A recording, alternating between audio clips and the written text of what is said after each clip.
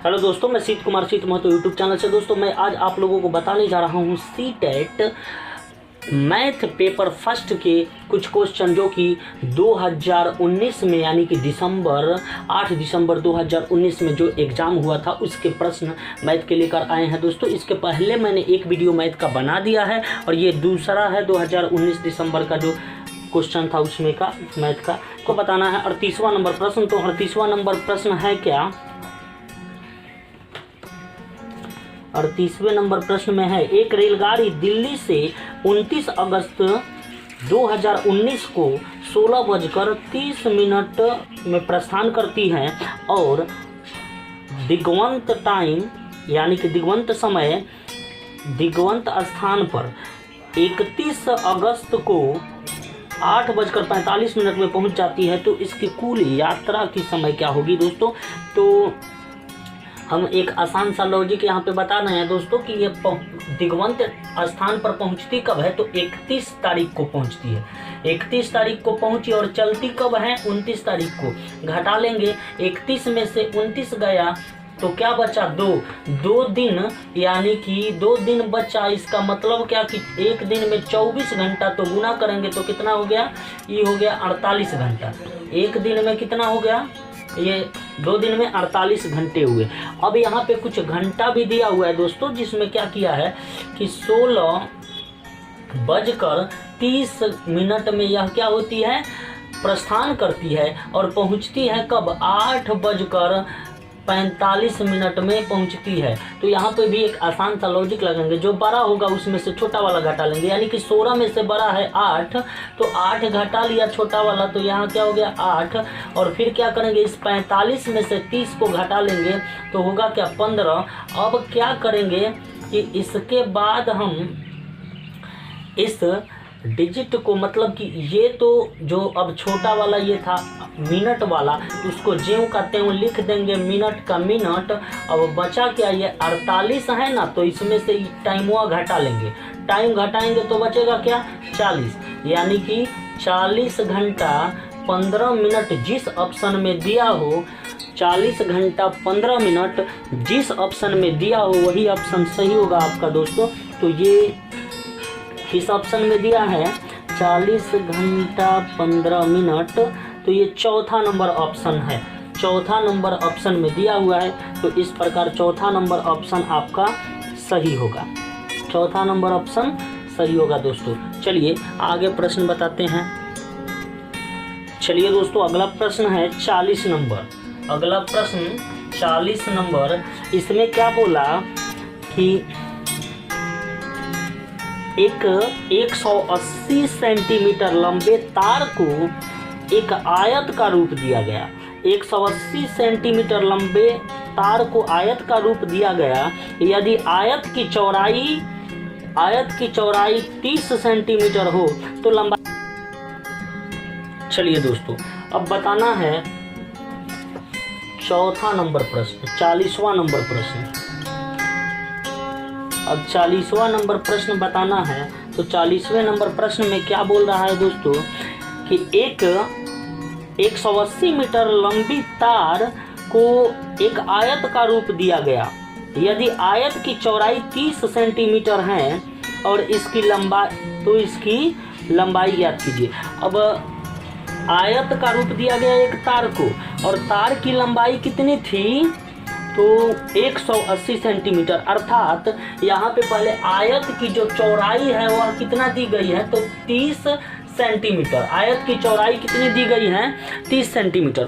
इसके बाद क्या है कि इसमें दिया गया है कि आयत की जो तार की लंबाई है वह क्या हो, इसमें है कि ये आयत के परिमिति के बराबर होता है। तो आयत की परिमिति या परिमाप क्या है दोस्तों, तो यह है 2 × L + B। यह कितना दिया गया है, 180।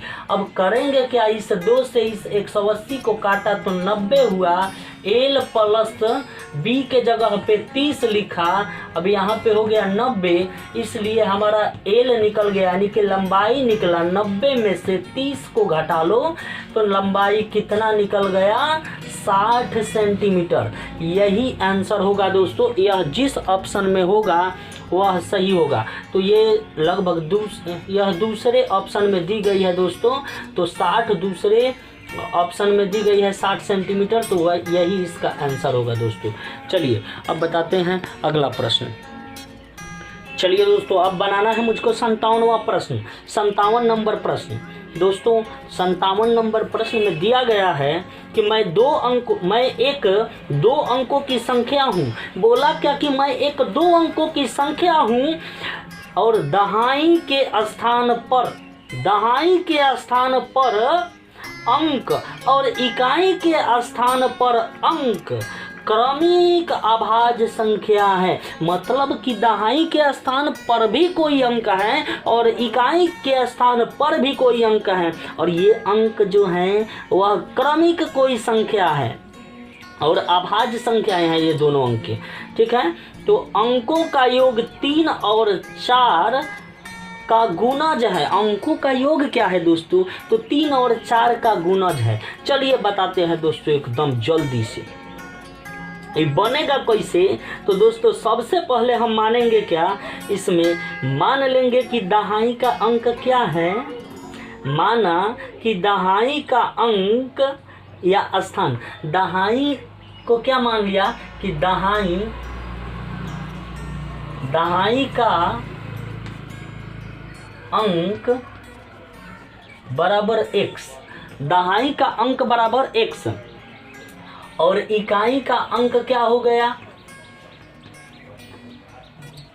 इकाई का अंक बराबर क्या लिख लिया दोस्तों y।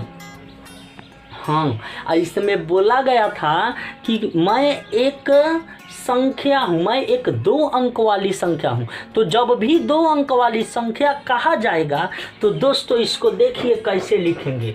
यहाँ लिखेंगे जब भी 2 अंक वाली संख्या का बात आएगा तो 10y अब प्लस में x लिखिएगा। ये 2 अंकों वाली संख्या है। चलिए अब बताते हैं, यहाँ पर दिया गया है कि जो इस संख्या 2 अंकों वाली संख्या जो है इसका योग जो है वह किसका गुणज है, तो 3 और 4 का गुणज है। 3 और 4 का गुणज का मतलब क्या हुआ कि 3 गुने 4 यानी कि 12। अब इसको अगर हमने तोड़ा तो कैसे कैसे फैक्टर तोड़ सकते हैं, तो इसको तोड़ेंगे तो एगो 5 नहीं हो जाएगा, ये 5 हुआ और ये हो गया 7। ठीक है, मतलब कि 5 और 7 तो x हमारा हुआ 5 और y हमारा हुआ 7। चलिए अब 2 अंकों वाली की जो संख्या निकालनी थी, यही ना 2 अंकों वाली संख्या निकालनी थी, तो यहाँ पे क्या करिएगा, नहीं सॉरी, ये 5y हैं और 7 जो है x है। तो 2 अंकों वाली संख्या निकालना है तो क्या करेंगे कि 10 y के जगह पर क्या रखेंगे, अभी आया क्या 5 अब प्लस। अब बताइए कि यहाँ पे x के जगह पे क्या रखेंगे 7, अब 5 में करेंगे 10 में करेंगे 5 से गुना तो होएगा कितना 50, और जोड़ देंगे 7 तो हो जाएगा 57। यही हो गया आपका राइट आंसर। जिस ऑप्शन में ये दिखे उसी में लगा दीजिए टिक। ठीक है, और यही आपका होगा सही, यानी कि ये पहला ऑप्शन में ही है तो पहले में लगाइएगा टिक, ये होगा आपका सही जवाब। चलिए आगे बता। हाँ तो मेरे प्यारे दोस्तों, यही प्रश्न जो था वह छूट गया था इसके पहले वाले वीडियो में, तो मैंने इस प्रश्न को भी पूरा किया। यानी कि सीटेट मैथ पेपर फर्स्ट के 8 दिसंबर 2019 में जो मैथ का प्रश्न आया था उसे मैंने कराया। ठीक है, अब इसके बाद वीडियो में लगातार मैं बनाता रहूँगा और मेरे चैनल पर बने रहिए। मेरे चैनल को सब्सक्राइब कीजिए और बेल आइकन दबा दीजिए तथा इसे ज़्यादा से ज़्यादा शेयर करिए और लाइक भी कर दीजिए दोस्तों, ताकि मैं आप लोगों से प्रेरित होऊंगा और उसके बाद मैं और भी वीडियो बनाऊं तथा आप लोगों का सेवा करूं। धन्यवाद।